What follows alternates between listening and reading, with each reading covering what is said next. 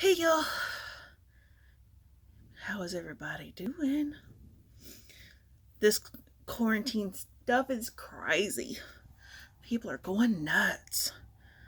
I went and tried to find some hand sanitizer for my vehicle for the times that I really have to get out, which I don't want to, but sometimes you just got to. And of course, nothing is on the shelves. I have plenty of hand sanitizer inside. It's just I wanted some for my vehicle. So I may find a little container and put it in there and be like, there we go. So, but I hate just the unnecessary panic it's causing because other people need this stuff. I guess people don't realize they hoard it all. Nobody else is going to get any. And you got to get everybody else to wash hands and sanitize and any hoozles. I guess some people just don't get that. But anyway, thankfully I don't use Lysol, mainly because I'm allergic to it. For a while there, with my first husband, I was always sick and I couldn't figure out why, and I always Lysol on everything, just because I've always been that way. You know, get home from the nursing home and I strip down and Lysol, and I wasn't getting well. I was staying sick, and I was like, what is going on? And then we found out that I was allergic to the Lysol. So I make my own Lysol stuff. You can put it in a mason jar, or you can put it in a container that's airtight, and just add water and bleach and a white washcloth, and boom, you got it. So I use a lot of bleach in my house. There's really not any need to clean like bleach every single day, because nobody's coming in here. I'm the only one that comes in here. But when I come back from the house to here, first thing I do is wash my hands and make sure that's all good. But the floors and stuff like that, I don't really bleach every day, but I do it like 2 times a week, 3 times a week, and then mop, and just it helps that nobody's coming in here. It's like my safe zone. It's not because I don't want people in here. It's because nobody's coming back here. You know what I'm saying? There's just no need for anybody to be back here. So anyway, I am going to have to venture to Walmart sometime tomorrow. Because somebody's sending me some money from Walmart. That's how the last payment was too. Somebody has sent me Walmart to Walmart. And I was like, well, y'all don't really need to. I mean, they were like, well, you helped us. It's our turn to help you. And I'm like, okay, cool. Sure. So, this is fantastic. Because I can either do it on my PayPal or a Walmart to Walmart. So, it works out fine. Because my PayPal, it'll go to the PayPal. And then I have a PayPal debit card that I can get the money off and put it on the debit card. It's a debit card from PayPal. So, that works out really well for me. I got some cross stitching done. Let me show you that. I'm having so much fun with this piece.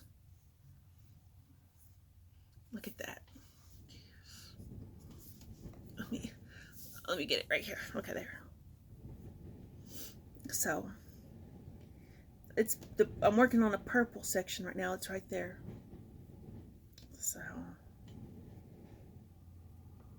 like I said, I keep going back to it's in the 80s, but I don't really care, because in theory, here's my theory, is it bled somewhere over here, or right here, or something. It bled right there. And I'm thinking, in theory, if I lay this gently in cold water, because I don't have hot water, I only have cold, that it will bleed out and make a tie-dye effect. And I've talked about that on this channel on a couple of videos ago. And I'm hoping that's going to happen. If not, it's not a big deal. You know what I'm saying? Whatever it comes out is fine, because it's just going to sit in the cabinet anyway. So, no matter how it comes out, it'll be fine. Speaking of sitting in the cabinet, the shawl went to the cabinet. There was not one buyer on that one, and I can't blame them. Crochet just doesn't sell. And plus, I'm asking $50 for that thing. Not a lot of people have a spare $50. So I understood. You know, I didn't have high hopes for it anyway. But I thought, well, I'll put it out there, see what happens, and nothing happened. So it's not a big deal to me. Really, it's not. I mean, it's frustrating that I can't sell my crochet in a time where I desperately need some money. But we're also a nation of disaster right now. I mean, it's just a hard time right now in our nation, and a lot of people are not able to afford luxuries, and crochet is a luxury to a lot of people, and I respect that and I get that, so I'm not upset about it. It is what it is. I'm trying to sell in a really bad time in America. So, anywho, other than that, I think that's it. I did get all the ends sewn in the blue strip for the. Let me show you this, because I think there's some people that have never seen this. If you're new to the channel, I don't know what your situation may be with the channel. I've been here for 7, 8, 9 years. I don't know. I recently purchased this pattern from Hirschner's, and I'm working on it. And I've got this row done, and I'm currently working on this one. And I got all the squares done, and now I've just got to put the millions and millions of triangles that go in between these two pieces. So I'll be having to do that pretty soon.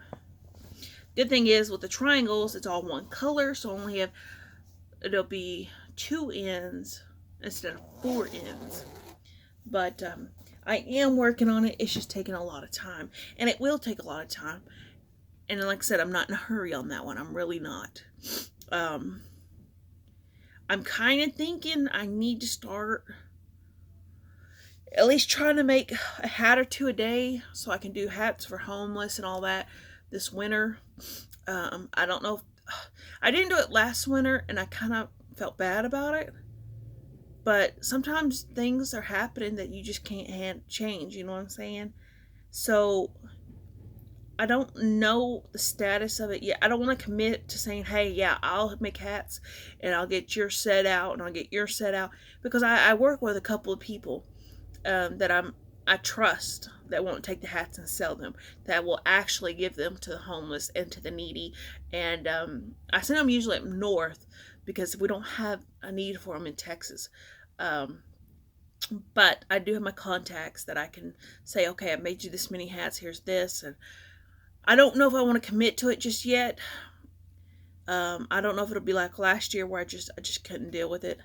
I don't know.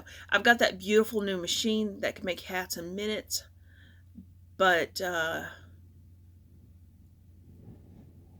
need to find a better way to make hats than what I'm doing, because I'm making the brim instead of it being double thick. I don't like the double thick. I just don't.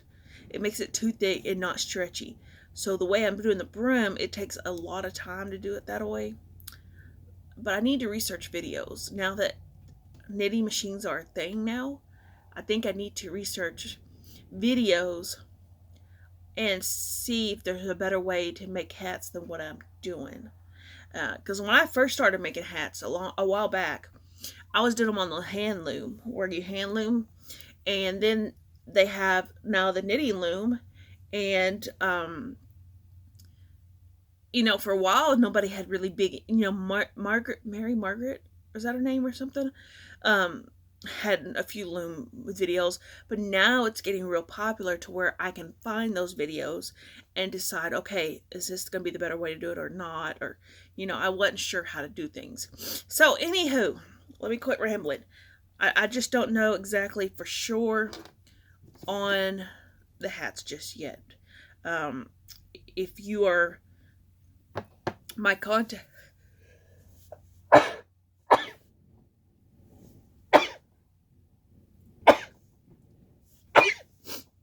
if you are one of my contacts, I will get with you when I get this figured out. Because right now, I don't know what to do. If this quarantine sticks up, then I probably will make them because I have nothing else better to do. But I'm always feel like I'm in quarantine because of my immune system and what's going on inside. Now I'm having to really be careful because all this bullshit happening. So I don't know what to do exactly just yet. So bear with me. I'll get it figured out somehow, some way. I did figure out what we need for the electricity to happen, and the biggest setback right now is we need a 16-foot 4x4 post. Nobody has a truck that'll carry that, and nobody has a truck that knows where to get a trailer. So I probably still won't have electricity for a little bit, but the couple of donations that have come in have gone to my PayPal card, and that's where they are going to stay so that I can keep adding to it to eventually get this dealt with. I may try to run the generator, but honestly, I feel like I don't need the generator exactly because I do have an extension cord coming in, and I don't have food to put in the refrigerator to keep it cold. Right now, the refrigerator's holding random dirty dishes and a tea pitcher. I mean, my refrigerator's turned into storage because I've got 2 waters and some juice, and then the rest of it's a couple of dirty dishes. So, I've got it for storage mostly. So, and I'm cooking on propane. So I feel like I'm doing pretty okay. The big issue is going to be when it becomes blazing hot and 100 million degrees and I really need to run a ceiling fan or the AC. Then I may fire up the generator and just see if it'll run. But running on gas is going to be very expensive. So we'll just have to see what happens. Once I do get the parts, a guy that I know is going to come help me out and put it up and put the pole up, do all the stuff, get it ready for AEP to come out, and he's not going to charge me for it. So yeah, he is one. Y'all may have heard me talk about him before. His name's Jody. So anyway, y'all take care, and I love y'all, and be careful out there. Don't go out unless you absolutely have to. And check on your elderly neighbors because they can't always get out. So if you're willing to get out for them, check on them for me. Just make sure they're okay. Okay.